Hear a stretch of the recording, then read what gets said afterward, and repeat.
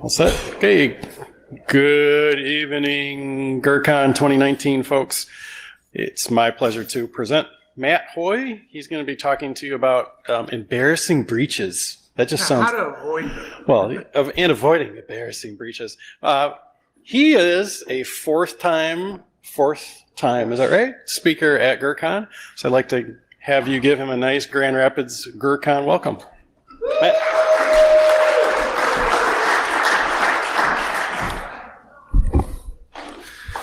All right, we'll let people get settled in, and then in a second, we'll get started. So it's going to be hard following the other person who just did the whole GDPR thing, because I'm going to bore you with data security yet again. But this is going to be more of the security section of this. So I have been working in InfoSec for quite a long time. I've spoken here before. I've keynoted at GeekSpeed over here, and it's been funny because when GeekSpeed was the keynote speaker here, I was his guest speaker last year. I was a keynote, and GeekSpeed was my guest speaker. In any case, those are the ways to go get a hold of me, and essentially we'll start getting into the talk. So this talk is actually the security bits of data security. There's a bit of history of data security, and there have been many, many changes as to why you hear about breaches in the news almost every day, mind-numbingly. Things that people don't actually go ahead and think of when dealing with data is a data security lifecycle, the classification of data, and what types are.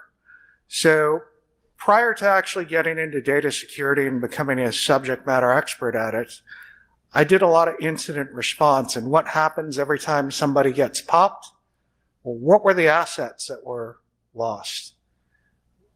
There are many laws that, like the GDPR, as well as the new CCPA, which are pretty much making it, as soon as I know that I've been breached, I have to go ahead and report these in ridiculous amounts of times, 48 hours. A lot of people don't even know which systems were affected in that time, let alone what data was actually lost on the assets.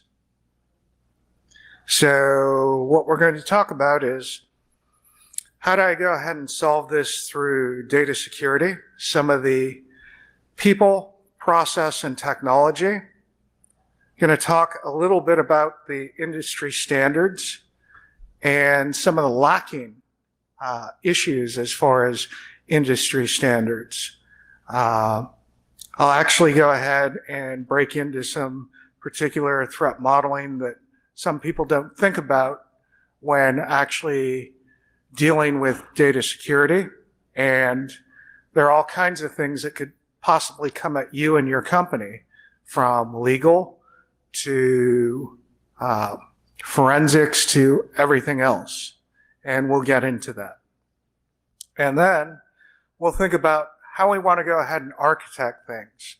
So PCI has pretty much dictated that you must separate certain things. We should think about the architecture when it comes to non-public information, as well as anything else that would affect that last talk that you saw on GDPR. So why would I need this? Essentially, we have a lot of laws. We have NYDFS, which is the New York Department of Financial Services.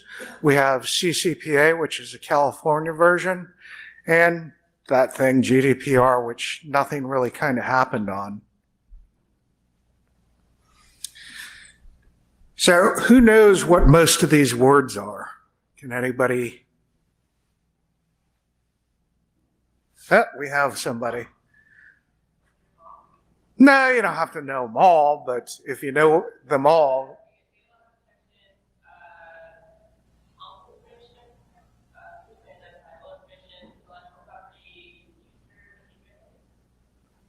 Yes, that is. So, yes, we have winners. You both won. So yeah, we convolute a lot of things by actually using these acronyms, and as only a couple people in the room actually caught on to that, that's pretty much what data security comprises. So data at rest is essentially, what do we do with the data when we save it? Where is it saved? It's probably saved on some type of SAN. It's probably saved on a laptop. In the event of a breach, these are all the things that are assets that we don't ever even think about that are lost. And should we have a breach on the IR side, what I need to go ahead and figure out is, where did we get breached? How big was the breach? And then where is my data and what types of data do I have? So there are preventative technology measures in this acronym jumble, which would be DLP for data loss prevention, which in itself does not work very well. I've been deploying I've deployed two types of major DLP things. One of them was formerly known as VON2. Another one was formerly known as WebSense, and I'll just leave that there. And the issue with what happens with DLP is, I pretty much don't know whether or not I have a false positive or I have something that actually is going across the data in motion that is actually leaving my network. So data in motion is network level, and essentially I'd be sending out an email. I'd be going ahead and using OneDrive or Box or something else, but I don't know how it left. Another technical control you can use that is the hotness of today is UBA, which is user behavioral analysis. That is another key piece into, would this user actually relatively have access to the data? And should they have it? And what are they doing with it? So that will protect DLP, UBA, and those things are meant to go ahead and protect the PHI, the PII, and IP. The problem that we have is a lot of us don't know about the history of how we used to do things data security-wise. Before the internet, we had all this stuff. We had ARPANET, and then it changed to DARPANET, and now we have internet. And internet changed pretty much everything because everything's in motion. So for all you people who have your CISSP alphabets, we'll go into some history. So there are two major thoughts as to how we go ahead and do things.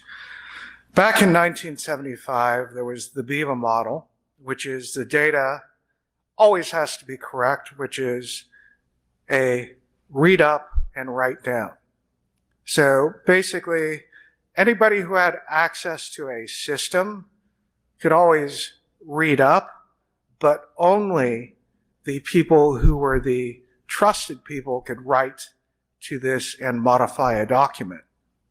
So it was basically to prevent somebody from putting in things that were either incorrect or additional things that weren't relevant to documents.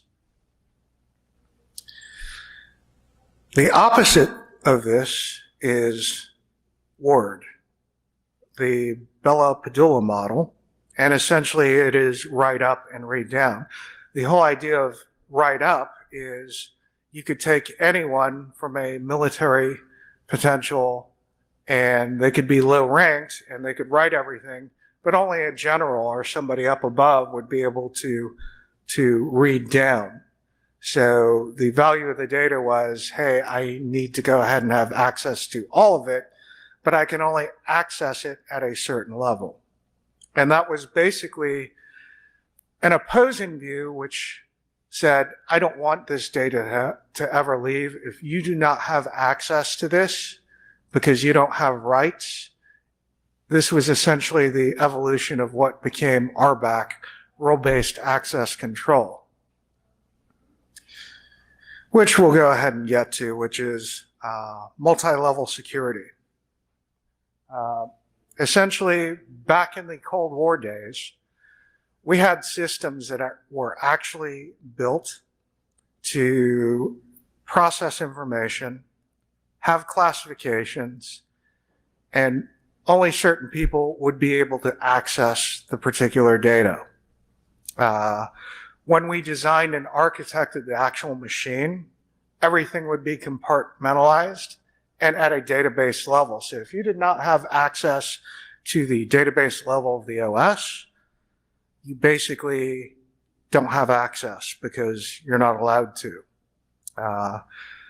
They also went ahead as to go ahead and protect what is known as DIU, data in use, so that Spectre and Meltdown would never ever have been a thing in the environment. So the only platform that does this today is the I-Series, which was formerly known as the AS400, which this guy knows about.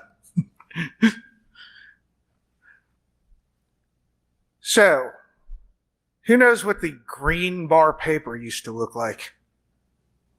The big printouts. So, back in the day, before Hadoop, before we would go ahead and take data and make data lakes, data pools, how did you get your data?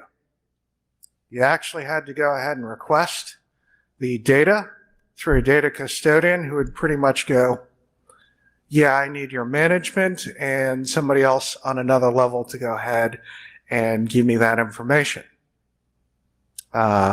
Essentially, we used to have data custodians who would actually give you your printout of the data you requested if you were cleared to go ahead and have it. We used to actually have a data custodian who actually did backups.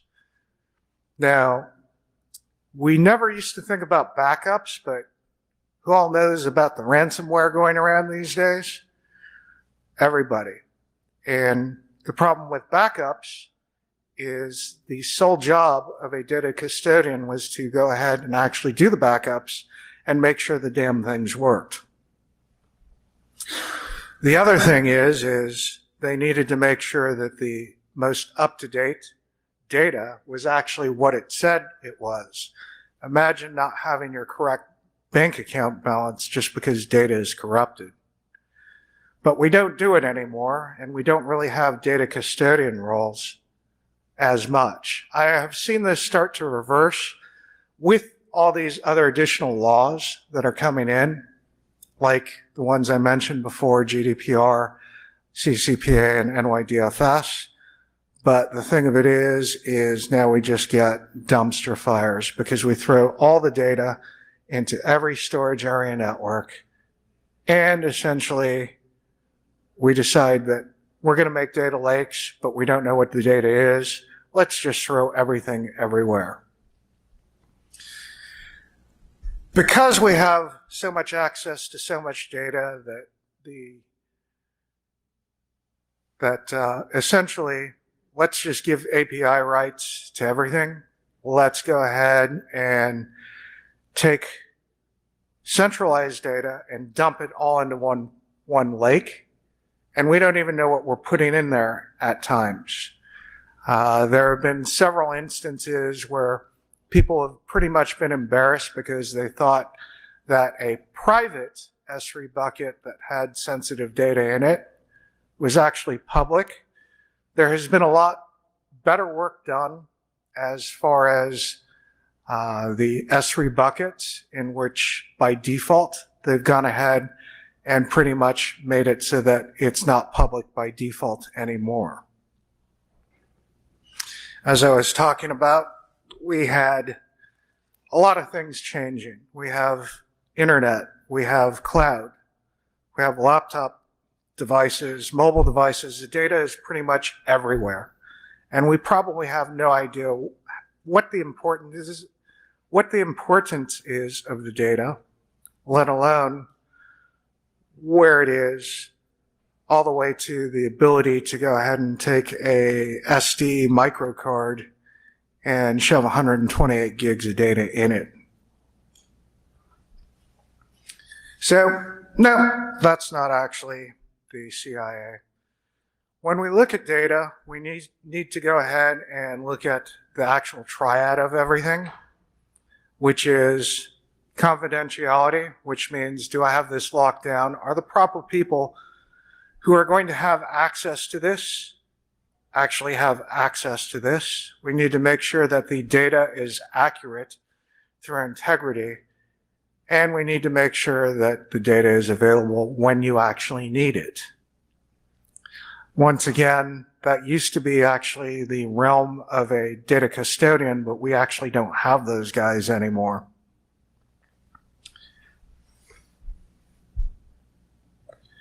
So let's go ahead and talk about a data security lifecycle. That is what a data security lifecycle should look like. Most of us do pretty much only, probably mostly the four of them: the create, the store, the use, and share. As far as archiving, those go to actual policies that usually aren't done. But let's talk about the destruction of data. How many people here are guilty of having the PDF files or the PST files from 4 years ago when you were allowed to actually have PST files? Yeah. And that becomes the Sony treasure trove of information that was dumped when they got access to all those emails. So the last item, which is in the teal, is destroy. So almost every company actually has a policy saying we will retain this data for X amount.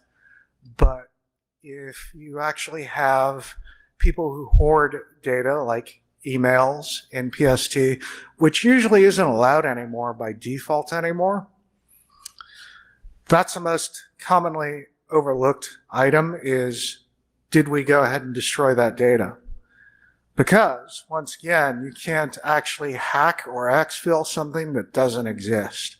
Data not there, you can't have it.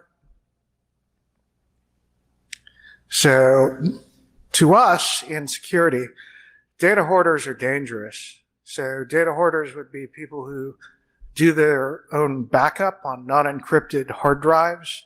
You take that thumbnail-sized USB, and essentially they introduce danger to your organization. Once again, you can't steal what ain't there. So here are the funny actual incidents that I've actually encountered. There was R&D at a company where I actually ended up having to go ahead and understand their business. And unfortunately, this was actually a weird one where I couldn't actually go ahead and have them destroy data. So they had to go ahead and keep it because it's all R&D. And the funny thing is essentially you have like 20 years worth of R&D, but that R&D is still actually relevant. So I can't really go ahead and destroy it. For most times, when I go ahead and look into an organization,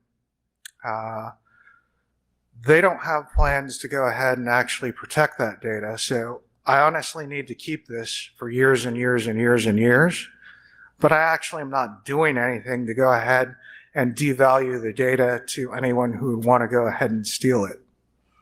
So there are a couple ways that I can devalue the data so that if somebody does exfil it off my network, I can either encrypt it or I can use some type of rights management to it. And pretty much if I have any of those things in place, once again, you got nothing because the data is pretty much useless. So in that circle that I showed you previously, backups are now more important than they actually ever were before with the advent of ransomware. So how many of you think you could actually recover if everything was encrypted today, excluding your backups? How many actually test a backup and ensure that it works? Yeah, only less than half the room. That's kind of scary.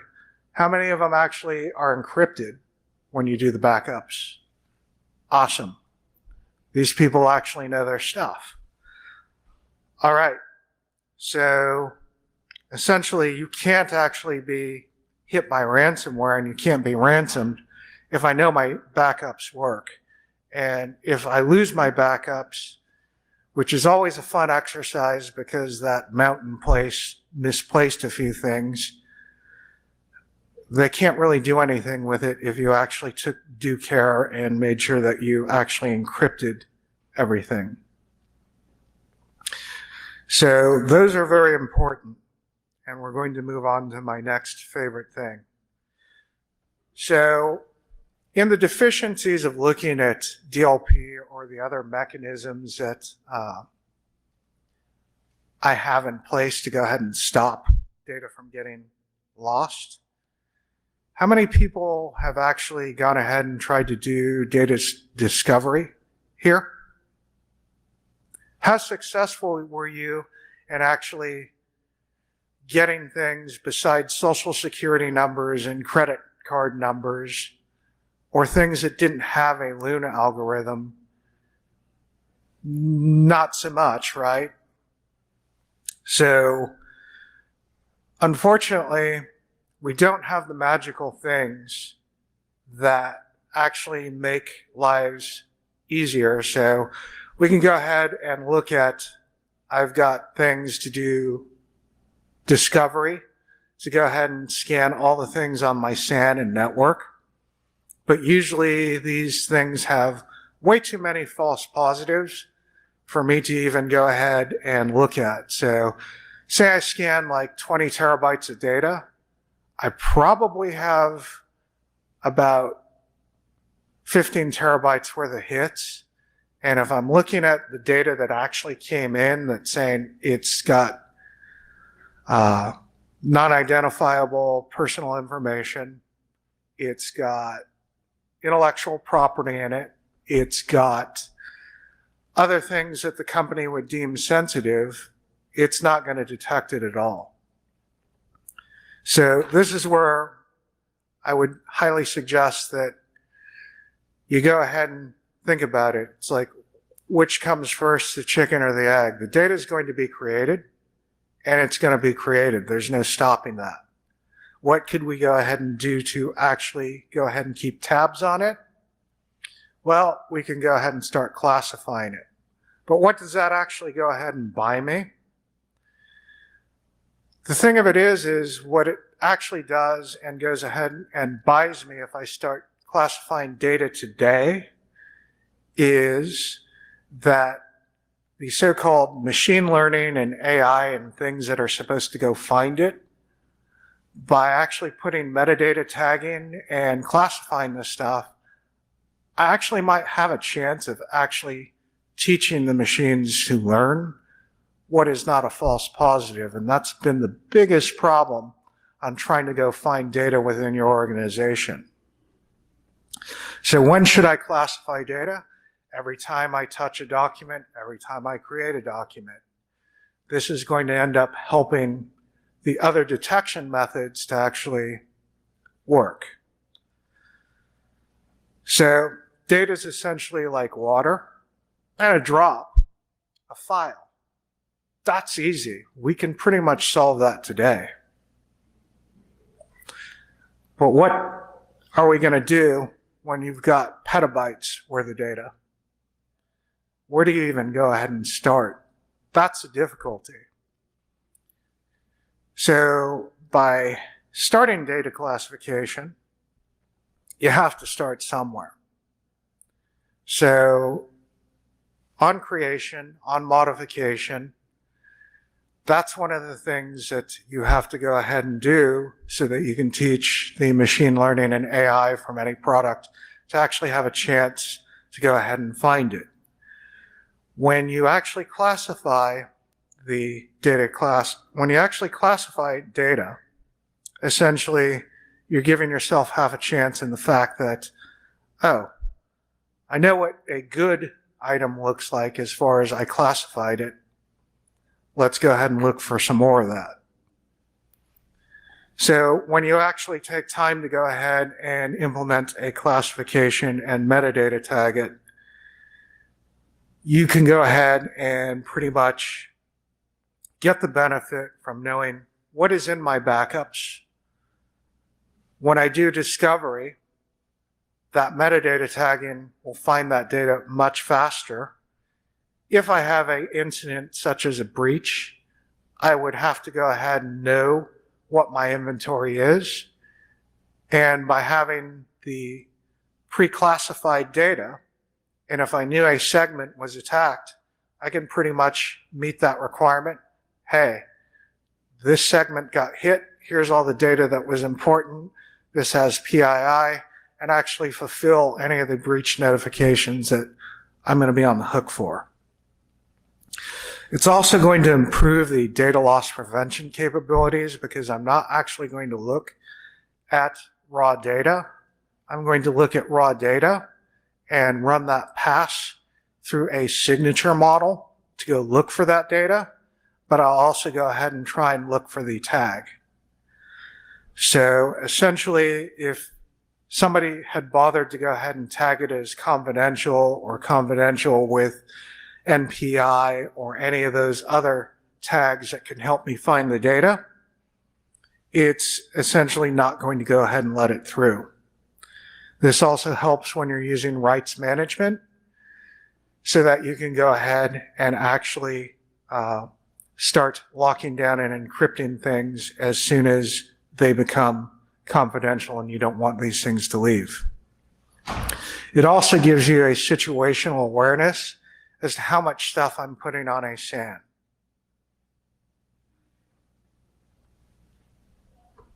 So we'll go into other parts of data. We have different types of data. We have structured data, which is usually the easiest to deal with because they're all in databases.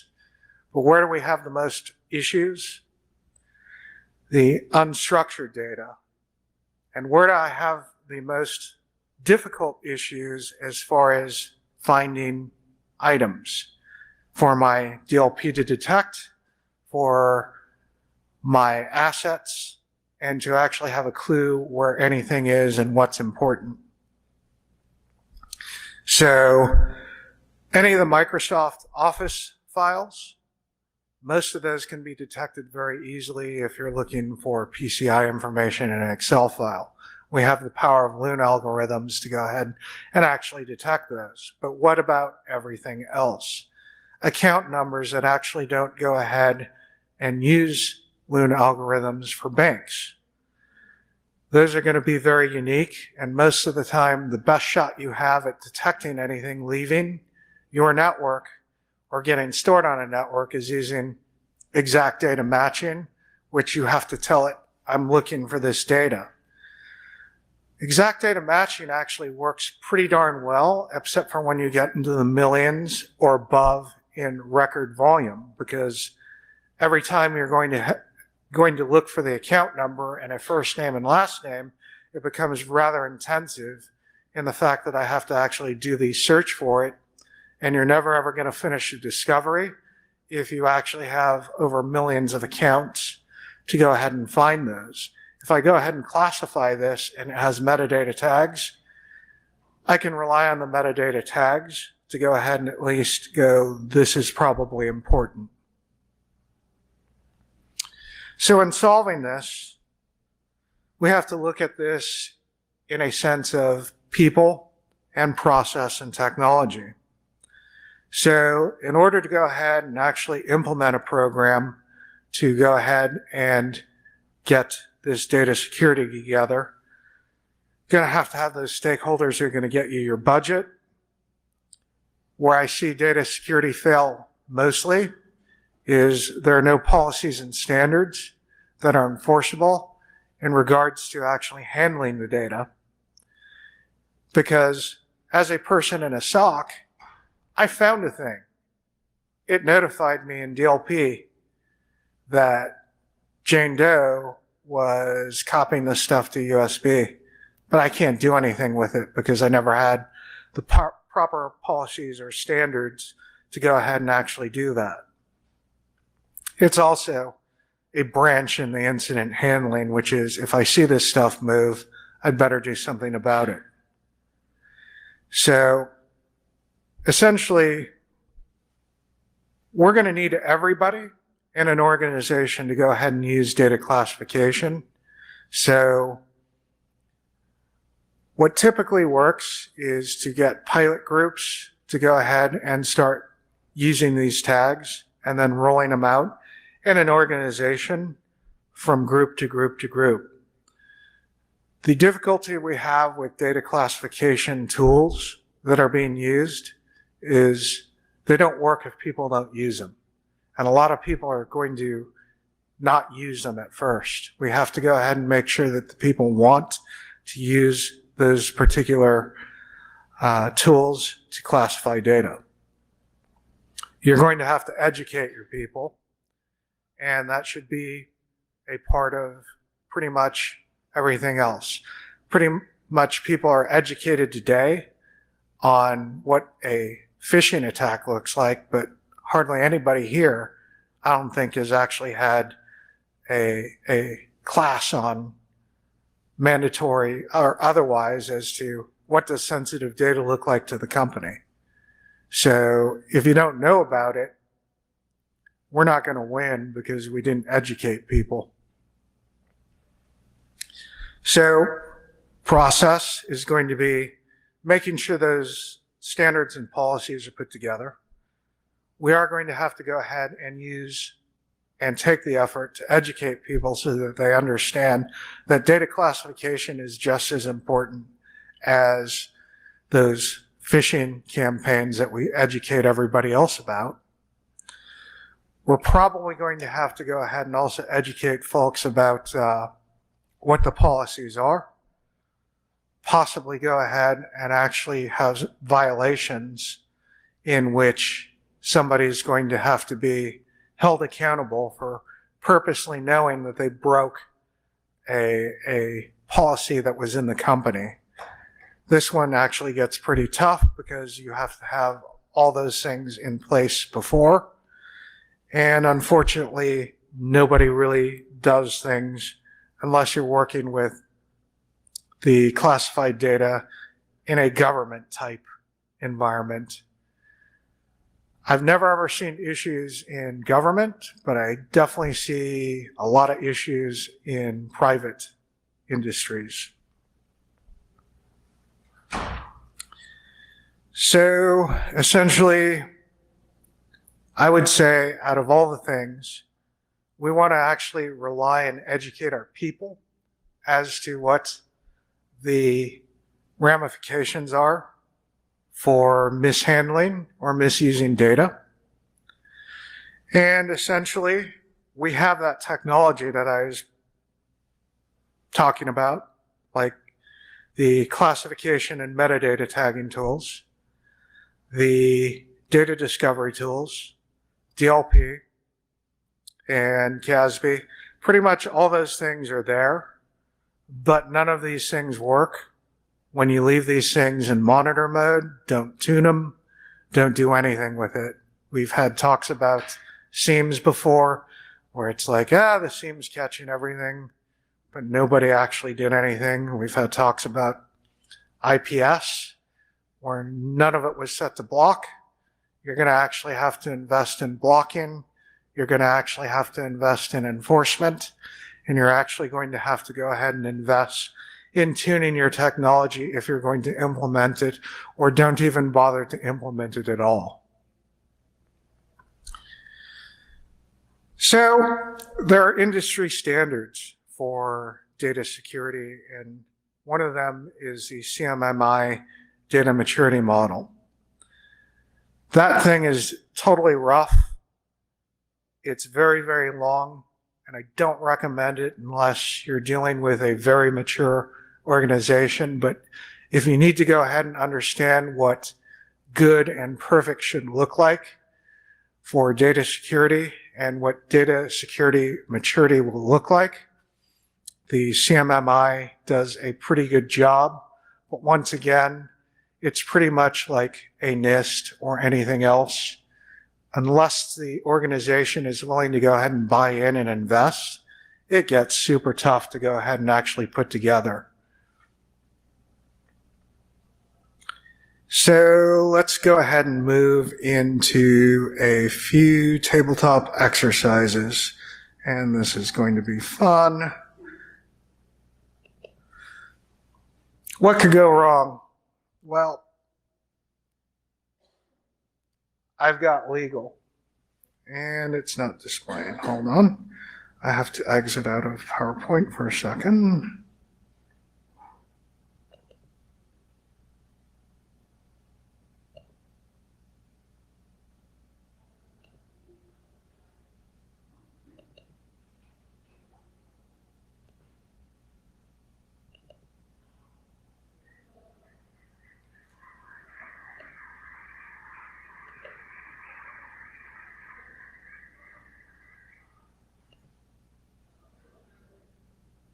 All right.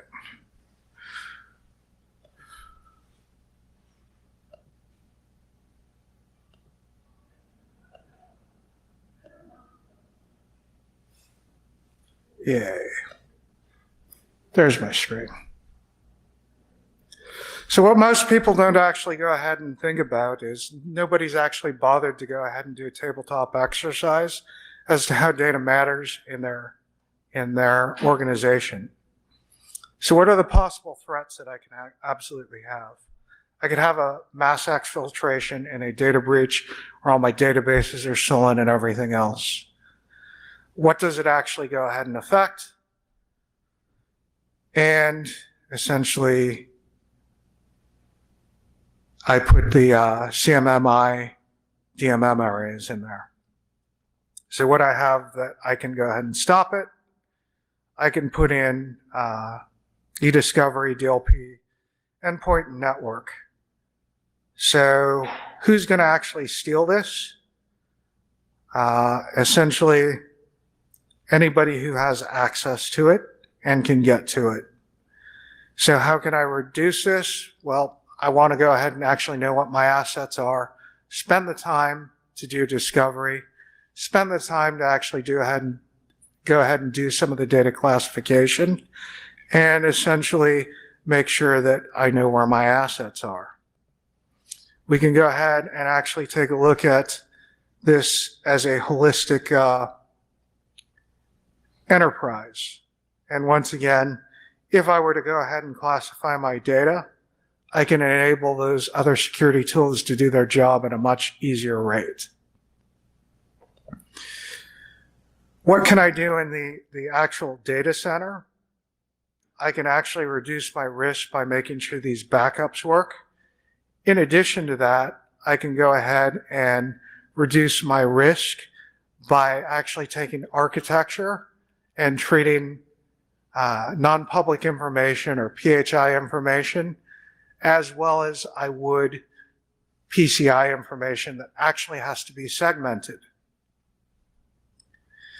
What can I go ahead and do in the cloud? Once again, I can go ahead and make sure that I'm categorizing these things as far as making sure I do discovery scans and everything else that I'm supposed to be doing so that I understand where my data went.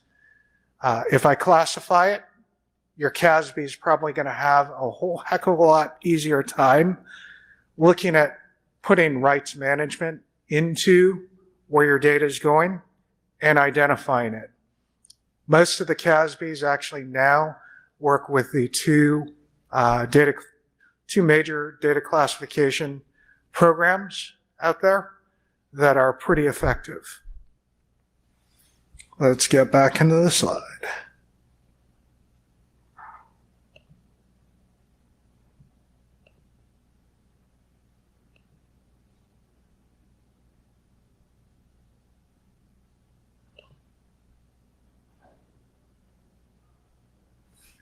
All right.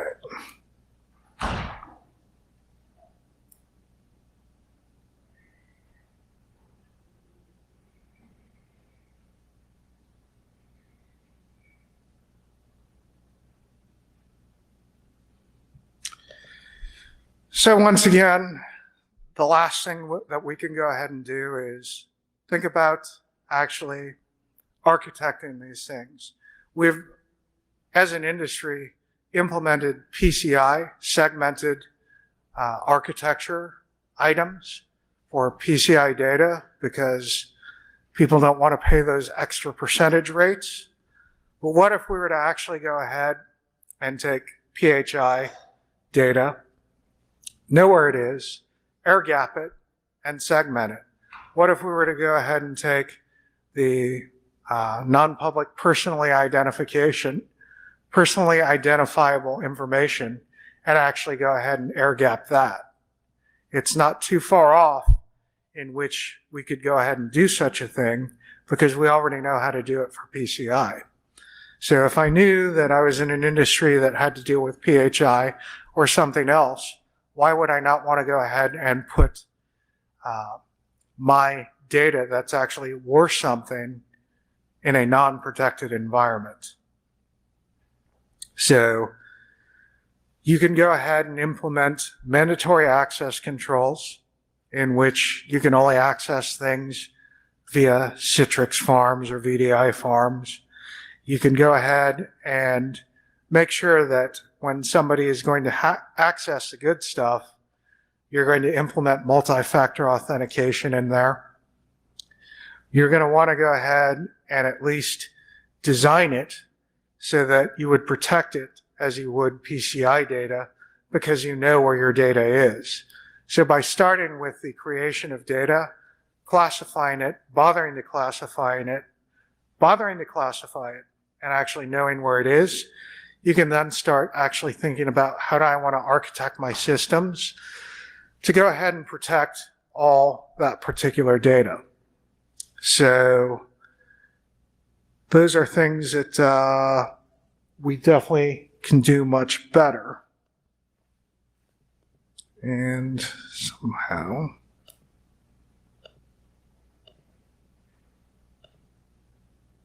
I lost the slide.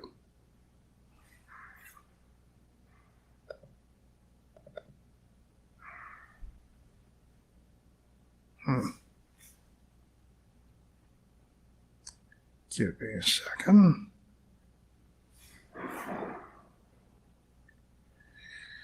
All right. So, slides are not working. It seems to be stuck. There we go.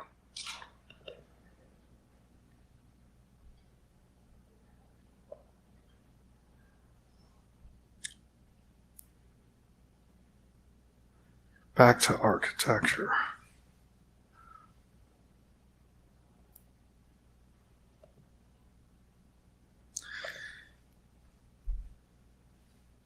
Nope, it's not.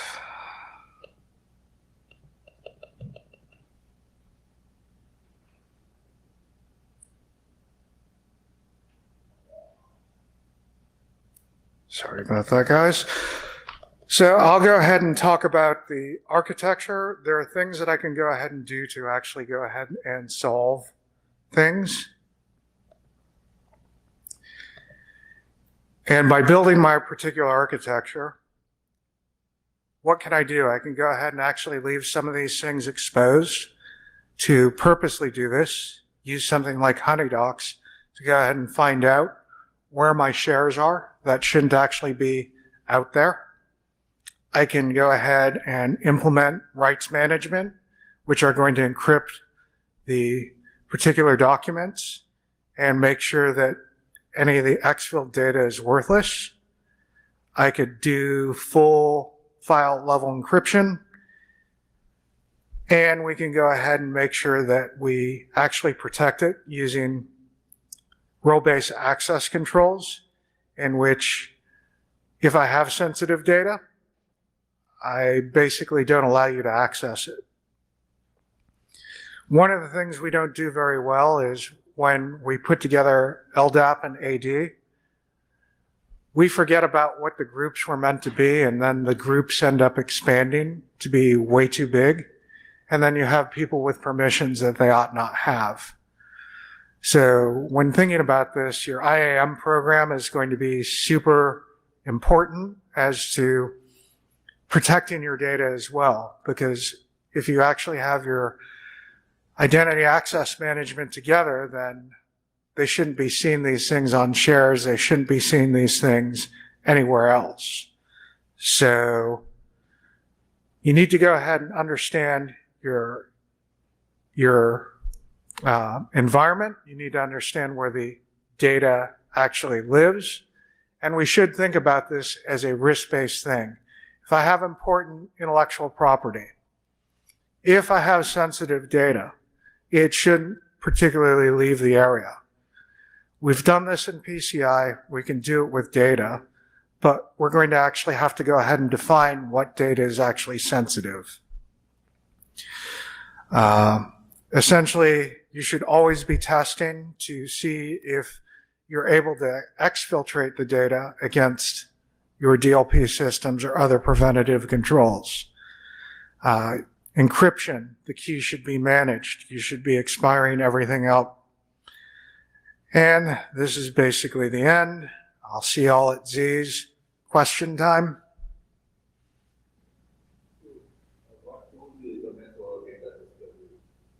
I'm actually trying to be agnostic about it. Most of the ones do it, but once again, as far as doing data discovery, the issue I have is once again training the data discovery to do things. By implementing data classification and actually starting to learn the metadata tags that I put in, I can then train the discovery to go look at all the metadata tags and see if they're actually matching. And then once I learn the metadata tags, plus I learn the contents of everything, then I actually have a decent type of discovery. That's what I find the biggest problem is false positives, especially when you have years and years and years of stuff. So that goes back to the file, the drop of water, where I have one thing. That's easy. What I do when I have tens of thousands or tens of millions